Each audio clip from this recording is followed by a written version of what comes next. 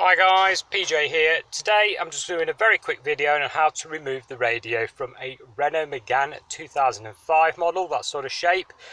First things first, and it is an obvious one but a lot of people do forget, press eject. Make sure you haven't got a CD in there, because once you've removed your radio you're not going to get that back out again, are you? You're going to need a couple of release keys to get this out of here. These ones. Normal horseshoe keys available from most motor accessory shops or eBay or Amazon, etc. And all you've got to do is push them into the little holes there. They'll click to show that they're locked, one each side there. If they don't line up properly, they do bend. Don't be afraid to bend them. Now you're going to need both hands for this.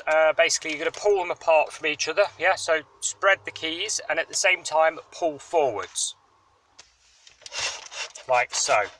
Okay, now you may want to put a bag over the gear lever rather than scratch your gear lever. Not something I'm too worried about on this car. It's a bit of wear and tear showing. So anyway, but just bear in mind when you plonk this down, the back of it is metal, so you don't want it to scratch any of your trim, etc. Let's drop this one down. There you go. And on the back of it there, you have your normal ISO connectors, you've got power, speakers, and this one here for steering controls if you have them. And aerial on the back. All simply unplug and clip off, so you can just pull it and that will come off. It's on a clip, look. And this one's got squeezy tabs on the side, so push the squeezy tabs in and pull.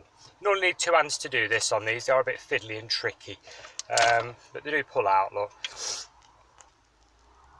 And there we go, disconnected. Now put the radio safe, you never know if you might need it if you ever sold a vehicle on. So, you know, always handy to have sort of thing. Now, to make a bit more space on these cars, you'll notice there's a pocket at the bottom. You can actually pop that out so you can get to the cabling a little bit better. Just put your hand through and pull. There you go, that's that out of the way. And it just gives you a nice clear area for when you're pushing a new radio in to get some space underneath to pull your cables through. Now, you are going to need a fascia trim for this particular vehicle, which is this one here. This is made by Autoleads and it's FP0801, and basically that just fits in and fills the gap up around the edge.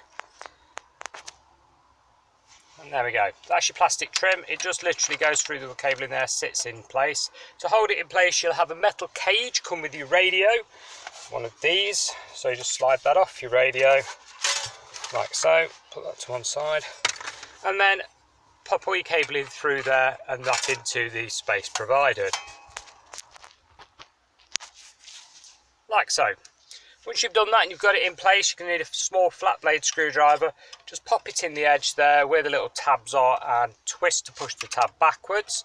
This secures both the cage and the plastic frame in place, which obviously you don't want, but in the event of an accident the last thing you want is a stereo flying across the car, so make sure it's quite secure. Do a couple of these top and bottom and on each side as well, and that will secure the unit from falling out in, you know, such eventuality. Right, next thing you're going to do is get the cable that comes with the radio, this one here.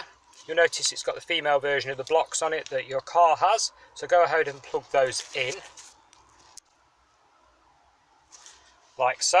They just click in, they'll snap fit when they're actually closed, and they will only fit one way round. You can't get them the wrong way round because the tabs, as you can see, that one's offset and that one's in the middle, so you will not get them the wrong way round, don't worry about that. Like I say, this one's power and this one's speaker.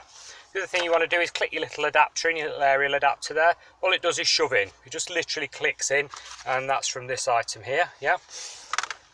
This one here is, like I was saying earlier, your steering control cable. Well, this particular car isn't having its steering controls fitted to this new radio, so we just took that out of the way. If it was, you would use that and plug that into the spare socket on the steering wheel control adapter.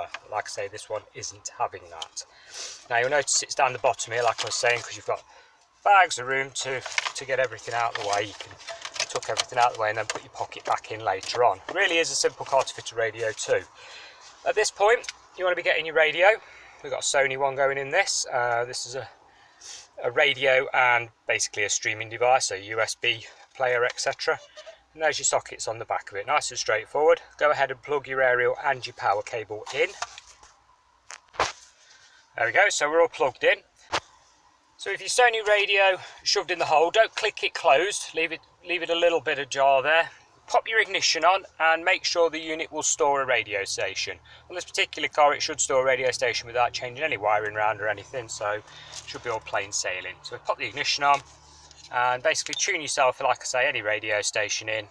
Stick it on a preset there, just like so, beep, and then turn your ignition off. Wait for a couple of minutes there, or a few seconds rather. The Sony radios actually beep, reminding you to take the fascia off. On a Sony, if it does that, you know you've got it all wired correctly. But for the sake of argument, if you've fitted a Pioneer or such, turn your ignition back on. As long as it's stored that radio station, which it has, you can then go ahead, turn the ignition back off again, and shove your radio into the slot. Just make sure the little trim around the edge there sits in, because there are sod coming off, just like that one I've done. There we go. Don't forget to stick your pocket back in. Pocket only fits one way up, so you can't really get that wrong. Again, just clicks in like so, and that is how you fit a radio on a 2005 era Renault Megan. Nearly said a Nissan Megan then, that would have been a hybrid. Thank you very much for watching, and you know, if you've got any questions or anything, you know, pop them in the comments below.